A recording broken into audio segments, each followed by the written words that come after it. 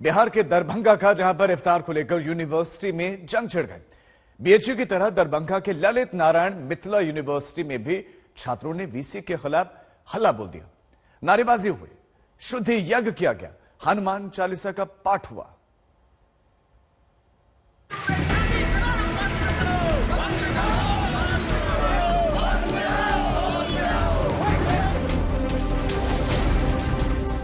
तस्वीरें दो हैं, लेकिन मसला एक है। पहले बीएचयू में इफ्तार पर वार छिड़ा, अब बिहार के दरभंगा में भी संग्राम है। दरभंगा के ललित नारायण मिश्रा यूनिवर्सिटी के कैंपस में नमाज और इफ्तार पार्टी पर नारेबाजी शुरू हो गई। एबीवीपी के छात्रों ने वाइस चांसलर की सद्बुद्धि के लिए यज्ञ किया। मंत्रोच्चार के साथ हवन कुंड में आहुति दी गई।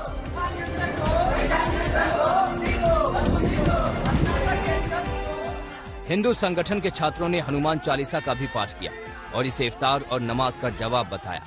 छात्रों का आरोप है कि शिक्षा के मंदिर में इफ्तार क्यों, रोजी की नमाज क्यों, धर्म का काम क्यों।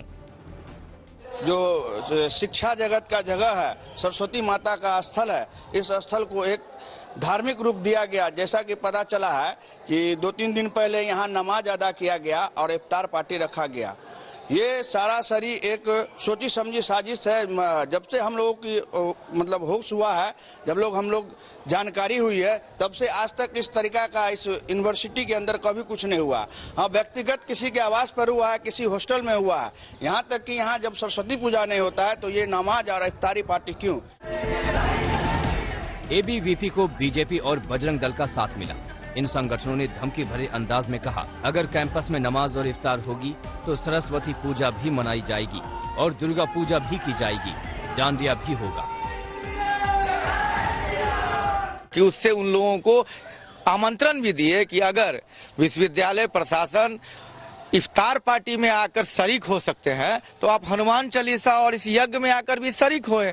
लेकिन कोई भी व्यक्ति इस हनुमान चालीसा पाठ और यज्ञ में नहीं आए। इससे यह साबित होता है कि विश्वविद्यालय प्रशासन कहीं न कहीं सांप्रदायिक चश्मे से इस कार्यक्रम का आयोजन किया था।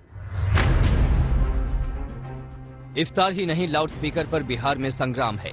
नीतीश के मंत्री ही आए दिन अलग अलग बयान दे रहे हैं।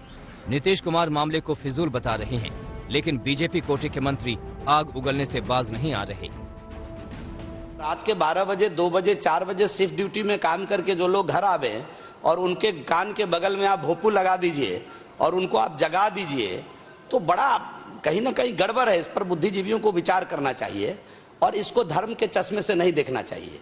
किसी भी धार्मिक ग्रंथ में ये नहीं लिखा हुआ है कि माइक लगा करके तुम हमारी इबादत करोगे, पूजा करोगे, तभी हम सुनेंगे।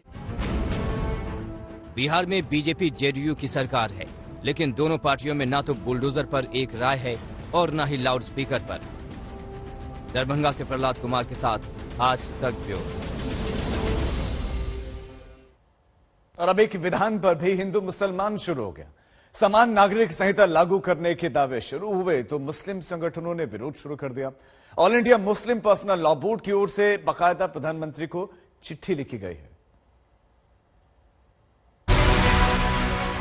ये ऐतराज, विरोध में उठती आवाज इस बात की चर्चा बढ़ा रही है कि क्या देश में हिंदू या मुसलमान सबके लिए एक विधान की तैयारी शुरू हो गई है। क्या बीते कुछ दिनों में कॉमन सिविल कोड को लेकर जो अटकलें लगाई जा रही हैं, अब उसे लागू करने का वक्त आ गया है।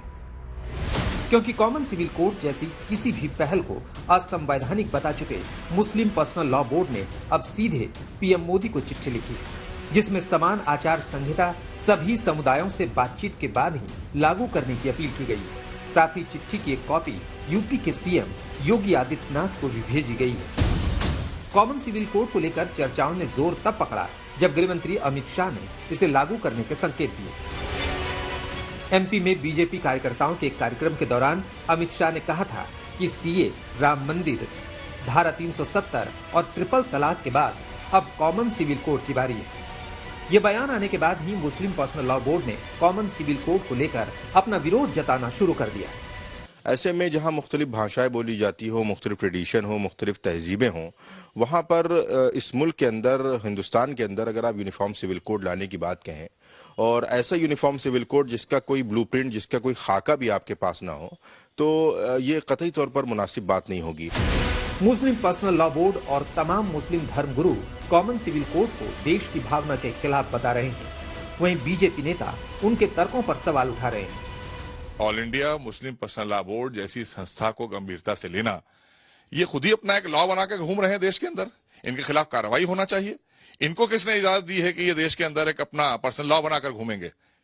ये मुसलमानों का शोषण खुद ही कर रहे हैं। मुस्लिम पर्सनल लॉ बोर्ड हो, उसका क्या बयान हो, उसकी कोई टिप्पणी, उस पर तो जवाब नहीं दिया जा सकता।